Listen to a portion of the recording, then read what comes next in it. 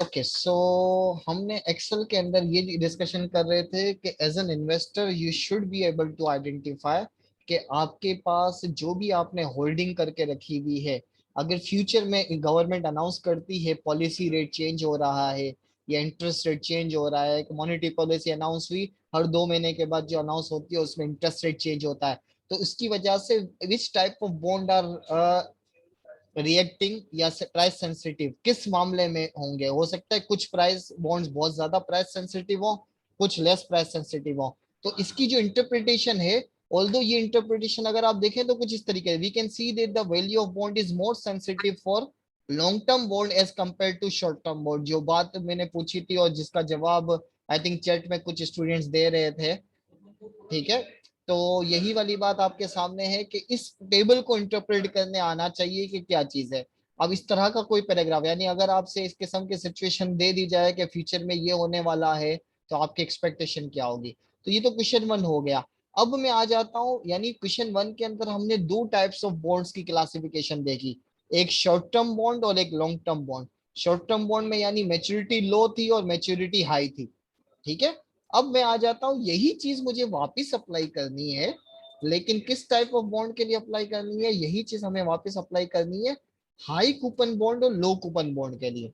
अब high coupon bond और लो coupon bond के लिए अगर हम ये बात अप्लाई करते हैं तो किस बेसिस पे हो रहा होगा, तो यहाँ पर equal to PV bracket open किया, रेट की बात करते हैं वही आरटीएम, तो इसको मतलब मैं फिक्स नहीं कर रहा क्योंकि लो कूपन बॉन्ड के लिए वैल्यूज डिवाइस होंगे। नंबर ऑफ मुझे इस मेच्योरिटी को फिक्स करना होगा, यानी अदर थिंग रिमेनिंग सेम में मैं मेच्योरिटी सेम रख रहा हूं, ठीक है। पिछले सवाल में वापस रिपीट कर देता हूं, हमें दो अदर थिंग रिमेनिंग सेम के अंदर हमने क्या चेंज किया था ये मैं हाईलाइट करके दिखा देता हूं कि हमने चेंज सिर्फ और सिर्फ क्या किया था, ये टर्म्स ऑफ मेच्योरिटी, यानी बाकी सारी चीजें सेम रखी थी। प्रैक्टिकल सिनेरियो के अंदर मल्टीपल चेंजेस आ रही होती हैं, तो हम जो बेसिक इकोनॉमिक्स का आर्ग्यूमेंट है ना, सेटेरिस पैरेबिस के अदर थिंग रिमेनिंग सेम, तो हम उस अदर थिंग रिमेनिंग सेम वाले बात को फोकस करते हुए कैलकुलेशंस कर रहे हैं। तो ये बात क्वेश्चन 1 में थी। क्वेश्चन 2 में मैं क्या कर रहा हूँ, मैं मेच्योरिटी सिर्फ कूपन रेट को चेंज कर रहा हूँ, यानी मेरी अदर थिंग्स रिमेनिंग सेम है, और क्या चेंज हो रहा है, एक कूपन रेट हाई है और दूसरे का कूपन रेट क्या है, लो है। तो अब इस केस में कौन सा हाई सेंसिटिव होगा, थ्योरेटिकली अगर कोई बचाना बताना चाहे तो ट्राई कर सकता है। यानी आपको मैंने जो अभी एग्जांपल दी थी कि 10 साल के लिए, 1 साल के लिए इन्वेस्टमेंट की है या 2 साल के लिए इन्वेस्टमेंट की है या 3 साल के लिए इन्वेस्टमेंट की है, ये शॉर्ट टर्म मेच्योरिटी है, या 10 साल के लिए या 15 साल के लिए या 20 साल के लिए या 25 साल के लिए लॉन्ग टर्म। इन दोनों का रिएक्शन हमने डिस्कस किया। अब मैं आपसे बोल रहा हूं कि हाई कूपन बॉन्ड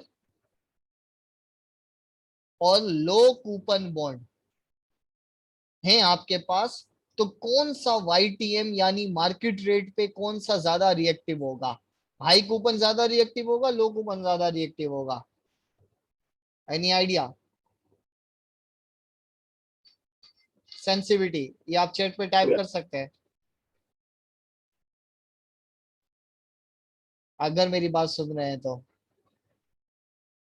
थोड़ा सोचना है, नहीं सर समझ में नहीं आ रहा, सोच कैसे के थिंकिंग प्रोसेस क्या होगा, तो इसीलिए एक्सेल मौजूद है, लेकिन अगर कोई ये डायरेक्टली लिंक कर सकता है तो एक्सेलेंट।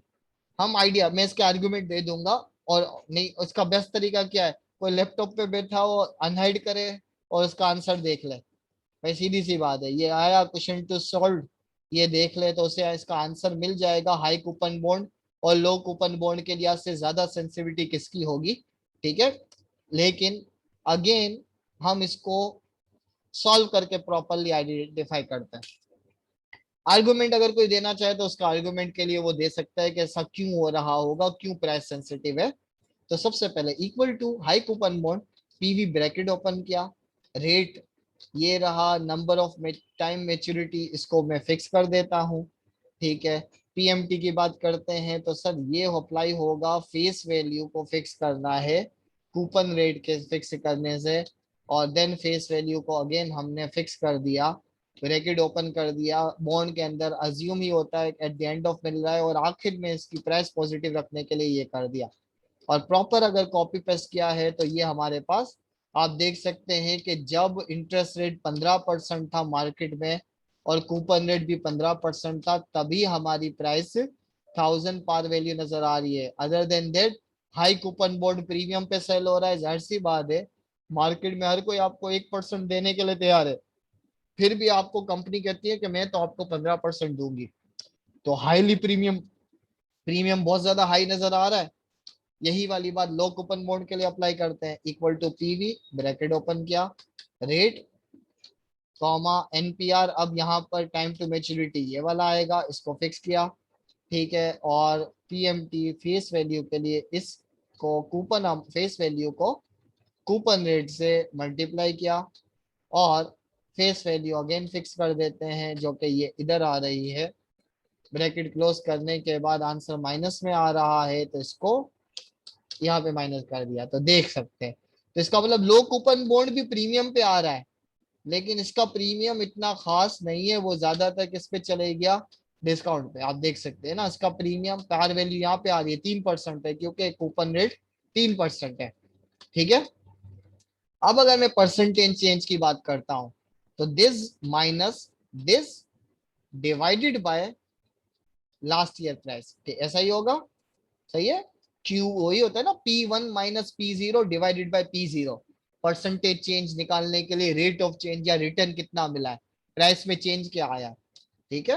तो ये अमाउंट में है, इसको मैंने कर दिया परसेंटेज में, और परसेंटेज में कन्वर्ट करने के बाद पॉइंट के बाद 3 डिजिट ले लिए, जस्ट फॉर अंडरस्टैंडिंग पर्पस। और ये मैं कॉपी पेस्ट कर रहा हूं, तो ऑफ कोर्स दोनों की प्राइस चेंज आ रही है, लेकिन कौन सा हाई सेंसिटिव है, ज्यादा सेंसिटिव कौन है, of course low coupon bond या हाई कूपन बॉन्ड। ज्यादा चेंजेस किस में आ रही है, दोनों सूरतों में, हर सूरत में लो कूपन बॉन्ड ज्यादा सेंसिटिव है। अमाउंट यही नजर आ रही है ना, ओके। हाई क्यों आ रही है, तनम चेक करें, ज्यादा सेंसिटिविटी क्या है, परसेंटेज चेंज किस में ज्यादा चेंज है, ओके। आप ये कहना चाह रही हैं, आपका आर्गुमेंट अगर मैं ये समझूं, आपने परसेंटेज की बेस पे डिसीजन लिया था या अमाउंट की बेस पे डिसीजन लिया था तनम, आपने आई थिंक अमाउंट की बेस पे डिसाइड किया। क्यों, क्योंकि यहां पर डिफरेंस अगर मैं निकालता हूं अमाउंट का, ओके, ठीक है। ये भी एक वे है, लेकिन ये परफेक्ट नहीं है, लेकिन मैं इसको डिस्कस कर लेता हूँ कि यस, अगर मैं यहाँ पे सी की कॉलम में दिखाता हूँ अमाउंट पे सिर्फ दिखाने के लिए, sir this minus this, amount में चेंज इतना आ रहा है 66 का, ठीक है। जबकि इस पे केस में क्या हो रहा है, लो कूपन बॉन्ड में दिस माइनस दिस, ओके। अब मेरा आपसे एक छोटा सा एक आर्गुमेंट है, तनुम आपकी एक्सपीरियंस बेस्ट है परसेंटेज, हम क्यों परसेंटेज प्रीफर करते हैं। आ, मैं ये कहूंगा, आपको एग्जांपल दे देता हूं, देखें 10% ग्रोथ, ठीक है, अप्लाई की जाती है दो जगहों पर, ठीक है। इनिशियल वैल्यू है 1000 एक की, और इसकी इनिशियल वैल्यू है 5000। तो इसका 10% कितना होगा 100, ये कितना हो गया सर 1100, और इसका 10% कितना होगा 500, तो ये कितना हो गया 5500। बेस्ट ये है। अब आप क्या कर रही हैं, आप जो कर रही हैं उस पर आते हैं। सर एक बंदा था 100 रुपए, 1000 रुपए थे, दूसरा बंदा था 2000 रुपए थे। अब देखें, मैं कह रहा हूं इसकी ग्रोथ कितनी हुई है, इसकी ग्रोथ 100 हुई है, और इसकी ग्रोथ कितनी हुई है 150 हुई है। अमाउंट ले रहा हूं, मैं सिर्फ लॉजिक बताना चाह रहा हूं कि डिसीजन मेकिंग कैसे होती है, क्योंकि अभी हम इन्वेस्टमेंट के बेसिक पॉइंट ऑफ से जा रहे हैं। तो इसका मतलब ये हुआ, अगर मैं इस सिनेरियो में परसेंटेज निकालूं, तो परसेंटेज कितनी है 10%, और इस सिनेरियो में परसेंटेज निकालूं तो परसेंटेज कितनी आएगी, तनम, स्पेशली तनम की क्वेरी थी तो उसका जवाब, ऊपर 10% आ रही है, नीचे कितनी परसेंट आएगी।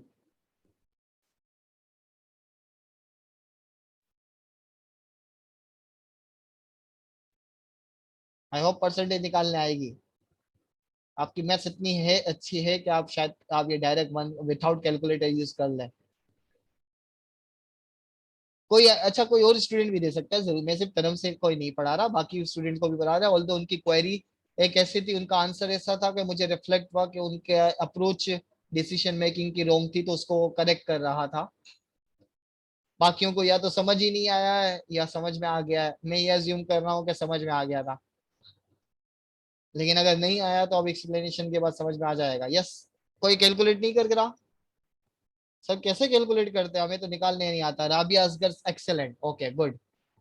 सर हम टाइप कर रहे थे। तो अब मेरा आपसे सवाल, इन टर्म ऑफ एप्स, अब देखें ये जब एब्सोल्यूट और परसेंटेज रिलेटिव की बात होती है, हमेशा डिसीजन मेकिंग रिलेटिव होती है, एब्सोल्यूट नहीं होती।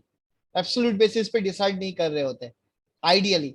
अगर अच्छा कुछ केसेस ऐसे हैं कि जिसमें एब्सोल्यूट और रिलेटिव दोनों बेसिस पर आंसर सेम आएगा, लेकिन जहां पर एब्सोल्यूट और रिलेटिव का आंसर डिफरेंट होता है तो ज्यादा पावरफुल टू रिलेटिव टर्म्स है। अब मुझे नहीं मालूम आपने स्टैटिस्टिक्स के अंदर रिलेटिव या absolute theory based decision making की एप्लीकेशंस की ये नहीं की, लेकिन हम इस एग्जांपल से बात करते हैं। यस, अपेरेंटली इट सीम्स के सेकंड केस में हमें 150 मिले और फर्स्ट केस में 100 मिले, लेकिन ये 100 किस पर मिले, 1000 पर, और ये 150 किस पर मिले हैं, 2000 पर। तो 7.5 की अच्छा अगर ग्रोथ की बात करते हैं, परसेंटेज की बात करते हैं, तो 2150 हुआ है, लेकिन इस पे कितना परसेंट मिला है, 7.5%। और इस पे चेंज आया है, इस पे 1100 हुआ है, लेकिन कितना परसेंट आया है, 10%। तो ज्यादा अमाउंट ऑफ चेंज किस पे आया है, परसेंटेज चेंज। परसेंटेज चेंज किस पे आया है ज्यादा, high percentage change. Sensitivity, sensitivity की बात करते हैं, जो इलास्टिसिटी के नाम से आपने पढ़ा हुआ है। इलास्टिसिटी के लिए आप परसेंटेज चेंज ही निकालते थे ना, percentage change of this over percentage change of price, ऐसा ही कुछ निकालते थे। तो हाईली इलास्टिक कौन सा हुआ हमारे केस में, ठीक है। यस, हाईली इलास्टिक हमारे केस में कहां गए, इधर आ गए वापस एक्सेल पे। तो अब मेरा आपसे सवाल, लॉन्ग टर्म बॉन्ड पे ज्यादा रिस्पॉन्स आ रहा है या हाई कूपन बॉन्ड पे ज्यादा रिस्पॉन्स आ रहा है? अब तो जवाब दे सकते हैं ना, एचसी या लो कूपन बॉन्ड।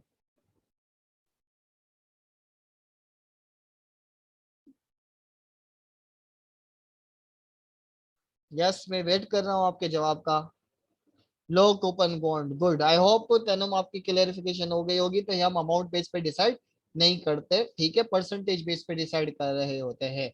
वो अलग बात है कि किसी के पास इनिशियल अमाउंट कम है तो वो कम रिटर्न लेगा, इन टर्म ऑफ अमाउंट उसके पास कम आएगा, लेकिन हाई परसेंटेज को हमेशा प्रेफर करेगा, दोनों सही है। जिसके पास लाख रुपए हो वो भी ज्यादा परसेंटेज पे जाएगा, जिसके पास 1000 रुपए हो वो भी ज्यादा परसेंटेज पे जाएगा, ठीक है। लेकिन हम परसेंटेज बेस्ड रिलेटिव बेसिस पे डिसीजन मेकिंग फोकस कर रहे होते हैं, ठीक है। Okay okay okay okay okay, low coupon mode आ गया। अच्छा अब यही वाली बात अगर आपको यहाँ पे लिखने के लिए दी जाए तो आप इजीली लिख सकते हैं, ये कुछ इस तरह की बात यहाँ पे लिखी हुई है।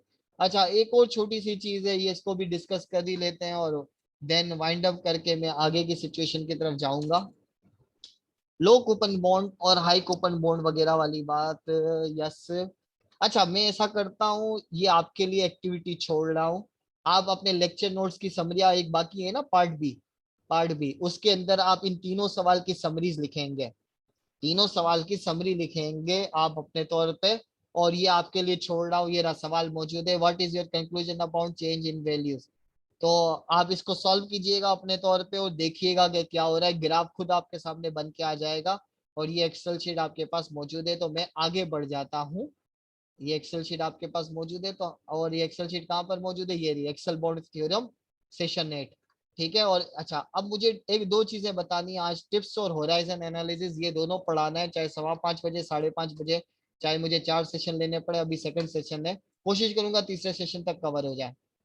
अच्छा अब एक सिक्योरिटी है जो कि यूएस वाले फोकस करते हैं, पाकिस्तान में लॉन्च नहीं हुई, लेकिन अगर लॉन्च हो जाए, लेकिन आपको फाइनेंशियल एसेट्स या सिक्योरिटीज या इन्वेस्टमेंट की थ्योरी की बेसिस पे आइडिया हो जाएगा।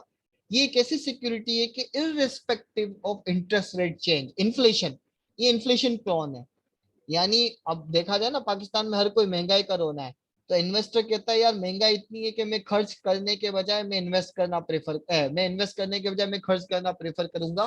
क्यों? क्योंकि मेरी परचेसिंग पावर आज ज्यादा है, और अगर इन्फ्लेशन हाई होगी तो मेरी परचेसिंग पावर लो हो जाएगी।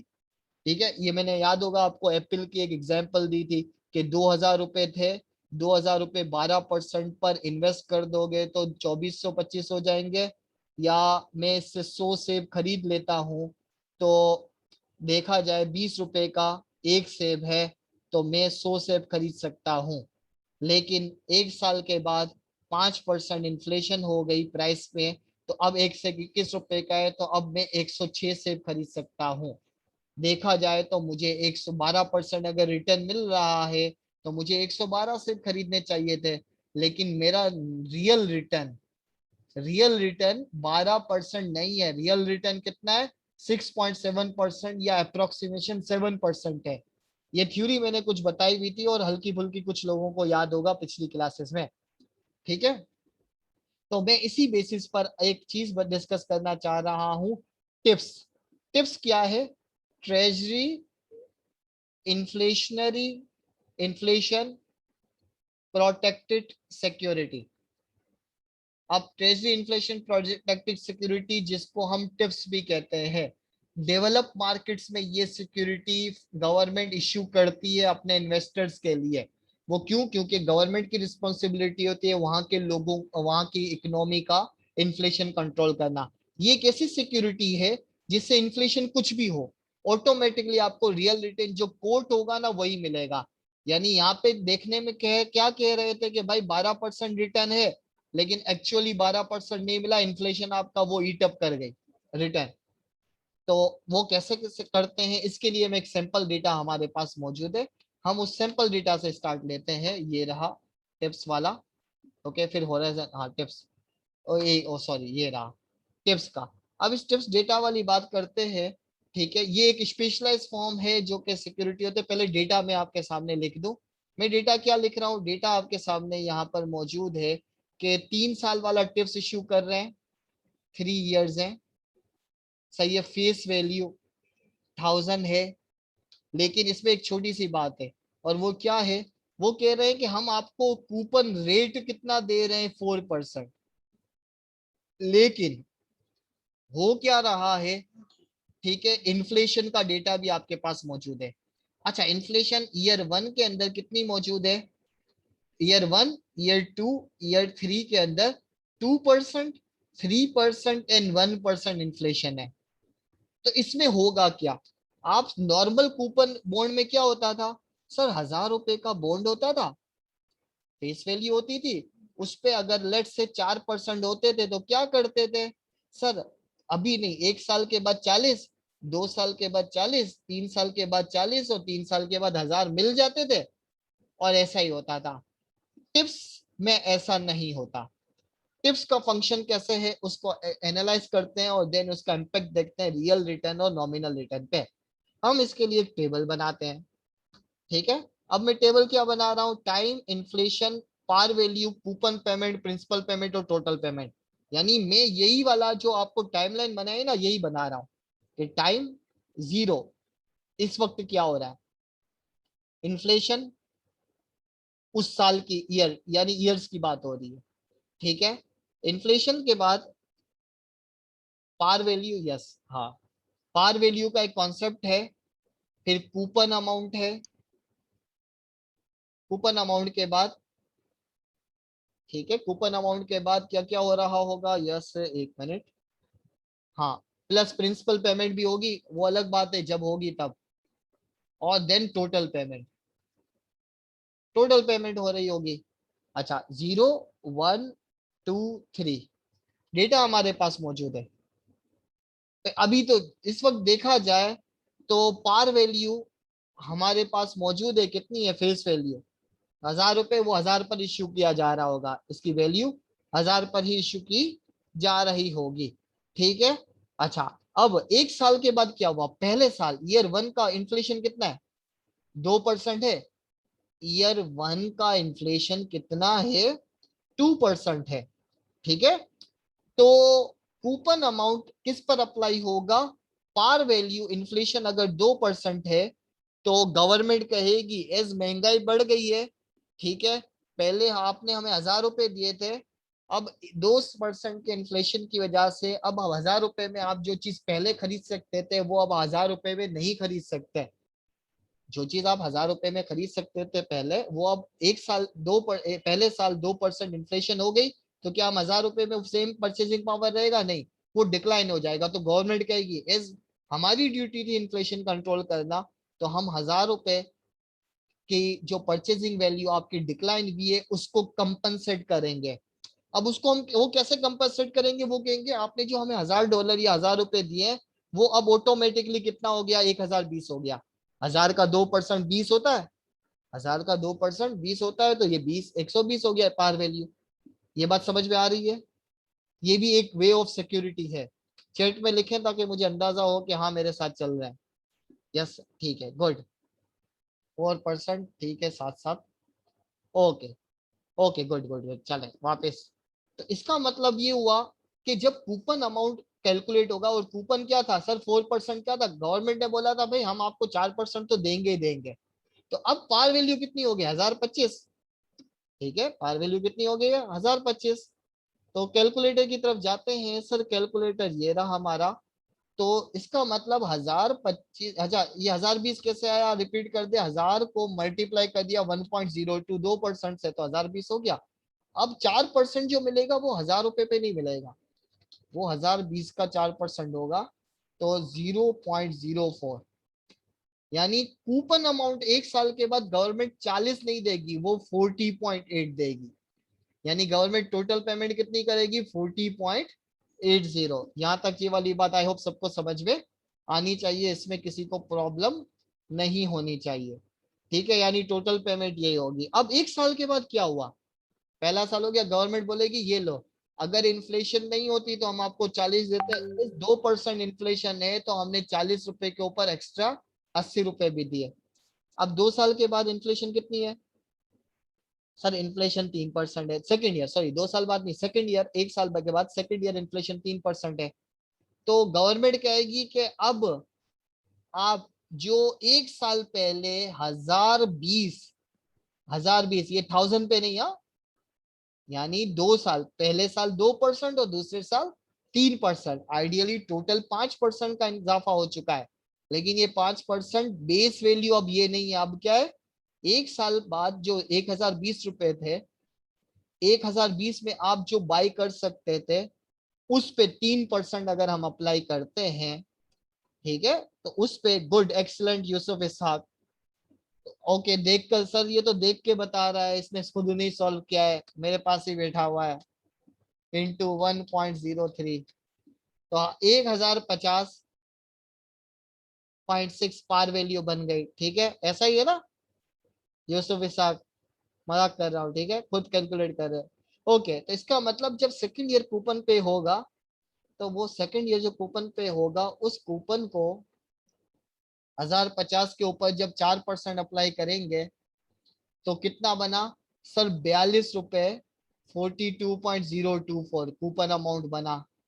यानी ये पेमेंट कितनी हो गई? 42.024 कूपन पेमेंट होगी। ठीक है, ये बात समझ में आ रही है? फिर तीसरे साल क्या हुआ सर? तीसरे साल ये हुआ 1% इन्फ्लेशन भी। तो गवर्नमेंट ने, ठीक है, गुड, गवर्नमेंट ने इस 1,050,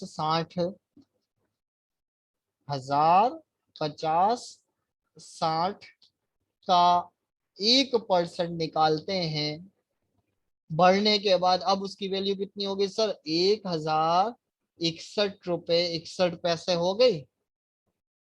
नहीं सर, 106 हो गई, चले 106 कर लेते हैं, 106। तो अब जब कूपन मिलेगा, वो कूपन कितने पर मिलेगा सर? इसका 4% मिलेगा। तो सर ये 42 रुपए 44 आया ना, 42.44। मैं पॉइंट के बाद 3 ले रहा हूं ताकि राउंड ऑफ के इश्यूज कम से कम आए। लेकिन 3 साल के बाद जब प्रिंसिपल भी वापस होगा तो कितने वापस करेंगे सर? 1,061.106 वापस करेंगे ना, ऐसा ही है ना? यानी 42 रुपए 44 पैसे होंगे, तो टोटल कितने वापस करेंगे? सर हम टोटल वापस करेंगे, सर इसमें जमा कर देंगे 10 गवर्नमेंट के तौर पे 106, सर 1103 रुपए 55 पैसे, 1100, सॉरी सर 3 या 5, हाँ 3 रुपए 55 पैसे। तो ये आपका है। अब इस पूरी सिचुएशन के बाद मुझे आइडियली क्या निकालना है? रिटर्न निकालना है। थोड़ा सा अगर मैं लिंक कर दूं, गुड, ठीक है। अगर मैं पिछला थोड़ा सा लिंक कर दूं तो क्या कर दूं कि ये अगर मुझे ये मालूम करना है, अब आपको याद होगा, क्या याद होगा? मैंने 1 plus rate nominal divided by 1 plus inflation is equal to 1 plus real rate था, रेट रियल, ऐसा ही था ना? ये एक फार्मूला बताया था, याद आ रहा है? ठीक है। तो आइडियली नॉमिनल रेट कितना है ये मुझे मालूम करना है पहले साल। अब नॉमिनल रेट निकालते हैं। मैं एक चीज ये चीज यहाँ पे बता देता हूँ, नॉमिनल रेट कितना मिला। नॉमिनल रेट कैसे निकालेंगे? आइडियली हुआ क्या है, मैं इस चीज को हाईलाइट करते हुए बता देता हूँ। लेजर ये रहा, क्या हो रहा है कि नॉमिनल रेट पहले साल में क्या हुआ है, पहले साल में आपको कैश में कितना मिला? कूपन में 40 रुपए मिले, लेकिन आपकी जो बॉन्ड की पार वैल्यू थी वो भी बढ़ गई। यस सर, बढ़ गई, ऐसा ही है ना? तो इसका मतलब ये हुआ कि आपके पास ईयर 1 के अंदर 40.8 कूपन है और 20 रुपए पार वैल्यू है, और ये किस पर मिल रहा है? सर 1000 रुपए पर मिल रहा है, मल्टीप्लाई बाय 100, तो 60.8 डिवाइड बाय 1000 मल्टीप्लाई बाय 100, तो ये 6.08% आपका ईयर 1 का रेट आया। यानी आपको रिटर्न कितना मिला है? ये वही हो गया ना, बॉन्ड पे कूपन इंटरेस्ट इतना मिला और प्राइस चेंज में इतना आया। कैपिटल गेन भी होता है ना, कैपिटल गेन की बेसिक थ्योरी पढ़ी होगी, जैसे कि वो सर वो तो शेयर्स में पड़ी थी भाई। यहाँ पे ये एक हाइब्रिड सिक्योरिटी स्पेशलाइज एक इन्वेस्टमेंट है, तो उस पर भी ये बात अप्लाई हो सकती है। ठीक है। तो इसका मतलब ये हुआ कि यस, अगर हम यस इस पे अगर हम करते हैं तो ये रेट आया। तो इसका मतलब फर्स्ट ईयर का रेट ये है। अगर मैं सेकेंड ईयर का रेट निकालूं तो सेकेंड ईयर का रेट क्या होगा? सर कूपन मिला है 42.024, लेकिन प्राइस में कितना चेंज आया है? सर 1020 में से कितने हो गए? सर 1050 60 हो गए, ऐसा ही है ना? 1020 में 1050 60 हो गए, तो 1050 60 और इसमें से ये माइनस करेंगे तो प्राइस चेंज कितना आया है? सर 30 रुपए 60 पैसे आया है, 30 रुपए 60 पैसे आया, ऐसा ही है ना? इसमें से माइनस कर देंगे 1050 60 में से माइनस कर देंगे 1020, ठीक है। तो ये 30 60 आ गया। लेकिन ये किस पर मिल रहा है? ये रिटर्न किस पर मिल रहा है? ये रिटर्न आइडियली देखा जाए तो एक साल पहले की आपकी इन्वेस्टमेंट कितनी थी? सर एक साल पहले की हमारी इन्वेस्टमेंट तो 1020 थी, इस पे मिल रहा है ना? तो कितनी फिगर बनी? सर ये बन गई हमारी 42.024 plus 306.6 equal two divided by 1020। तो सर ये 7.12 आ रहा है। तो 7.12 आपका परसेंटेज के ईयर 2 का रिटर्न है। ईयर 3, ईयर 3 की बात करते हैं। ईयर 3 में क्या हुआ? सर 42.444 मिले, और कैपिटल गेन कितना आया? सर ये निकालना पड़ेगा। कैपिटल गेन निकालने के लिए ओके, मैंने शायद अगर कैलकुलेशन मिस्टेक की हो तो पॉसिबल हो सकता है। अच्छा 10 मिनट का मैसेज आ गया, थोड़ा तेजी के साथ अभी कर लेते हैं। ठीक है, गुड। मैंने शायद कैलकुलेशन मिस्टेक राउंड ऑफ की वजह से, नहीं 12 ही सही है। Okay good. अच्छा फोन आ रहा है, जाने दें, बाद में देखते हैं। अभी टाइम मेरे लिए ज्यादा जरूरी। ओके, इस पे अगर करते हैं तो ये कितनी फिगर बनी? तो सर ये हो जाएगा हमारे पास, सर ये हो गया हमारे पास, क्या हो गया? 1061.106 -1050.6। सर 10 रुपये 50 पैसे का एक रिटर्न आ रहा है। तो 10.506 प्राइस वैल्यू है, और ये कितने पर सर? 1050.60। तो ये कैलकुलेट करते हैं तो +42.444, 52.95 डिवाइडेड बाय 1050.6। तो ये आ रहा है सर 5.039, ऐसा ही है ना? 5.039% वगैरह वाली बात आ रही है। राउंड ऑफ करके ये चीजें कर सकते हैं, ठीक है। तो इसका मतलब नॉमिनल रेट हमने निकाला, किस फार्मूले से निकाला? कि return over initial multiply by 100, her rate का जो भी ईयर है, ईयर एंड। अच्छा, अब हम आ जाते रियल रेट। रियल रेट का फार्मूला क्या था सर? ये अभी जो बताया था कि real rate is equal to, मालूम करने के लिए क्या होगा सर? इसमें से हम -1 कर देंगे। तो 1 plus rate nominal divided by 1 plus inflation -1, यही करेंगे। तो यही वाली बात मैं ईयर 1 पे, ईयर 2 पे, ईयर 3 पे अप्लाई करता हूँ। तो ईयर 1 का नॉमिनल रेट क्या आया था सर? ये आया था 6%। तो 1 प्लस 0.0608, ऐसा ही है ना? 6% डिवाइडेड बाय पहले साल की इन्फ्लेशन कितनी थी सर? पहले साल की इन्फ्लेशन 2% थी, तो 1.02 -1। सेकेंड ईयर की बात करते हैं तो 1.0712, 7% के लिए यही करेंगे, डिवाइडेड बाय 1.0। अच्छा, दूसरे साल की इन्फ्लेशन कितनी थी सर? दूसरे साल की इन्फ्लेशन 3% थी, तो ये 3 आ गया। -1 इज इक्वल टू, और तीसरे साल का nominal return sir 1.05039 divided by 1.01 -1। तो कैलकुलेटर से वेरीफाई करते हैं। सर कायराग लक्ष्मण के नाम से कोई फेक, सर ये कोई अफरा इस्मा के नाम से कोई फेक है, रिमूव कर दें एग्रीड। एक मिनट, मैंने चैट पे फोकस नहीं कर रहा। ये लिंक किसी ने दिए है ना? एक मिनट, मैंने लिंक, अशमाम सर, इफरा अशमाम के नाम से कोई सेफ है ऊपर? अशमान बेबी थाना, ओके। ओके, ये जो भी है करते हैं। आप ही की क्लास में से कोई बंदा है जिसने लिंक किया है? Where is Ifra Ifra Ifra Ifra? भाई है ही नहीं। आई थिंक खुद ही चले गया, लीव कर दिया क्या शायद।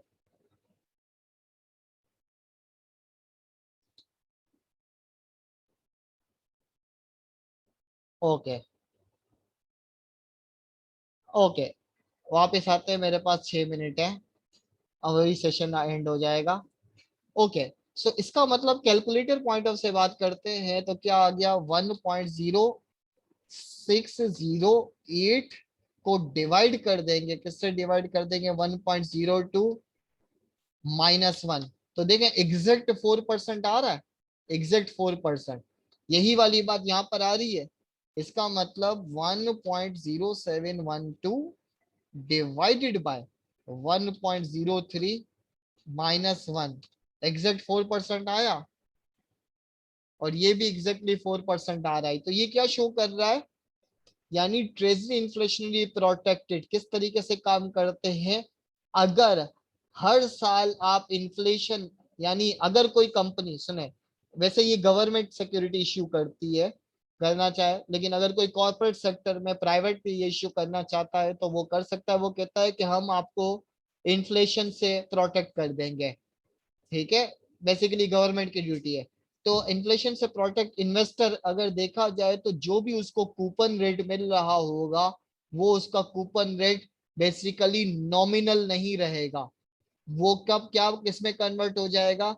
रियल रेट में कन्वर्ट हो जाएगा। लेकिन उसके लिए क्या करना होगा? एवरी ईयर, एवरी ईयर उसकी जो बॉन्ड की पार वैल्यू होगी, सॉरी हाँ, बॉन्ड की जो फेस वैल्यू होगी, वो इन्फ्लेशन बेसिस पे एडजस्ट हो रही होगी।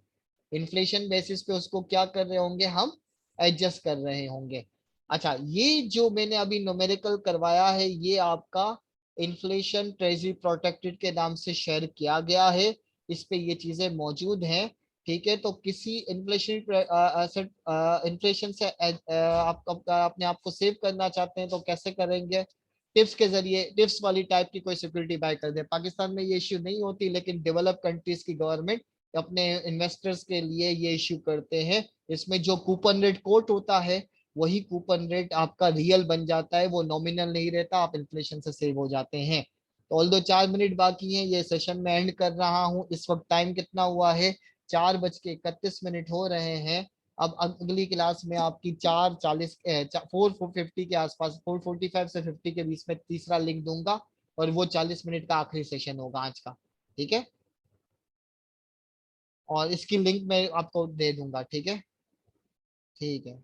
वकार जक्का साहब ने भी हमें ज्वाइन कर लिया है, आमिर लियाकत ने भी ज्वाइन कर लिया है, और ये वही लोग हैं, ठीक है, जिन्होंने, आप ही की क्लास में से किसी ने इनको लिंक दिया होगा ना, अभी मैंने व्हाट्सएप पे लिंक दिया हुआ है, कराची यूनिवर्सिटी वाले बच्चे।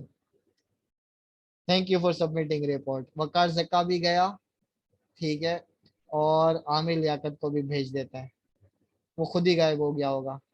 मौजूद है, इसको भी रिमूव कर दिया। ठीक है, वेटिंग रूम में डाल दिया। किसी और ने कुछ पूछना है या जो भी है, मैं अगला लिंक आपको कुछ 10-15 मिनट में देता हूँ। मीटिंग एंड कर रहा हूँ।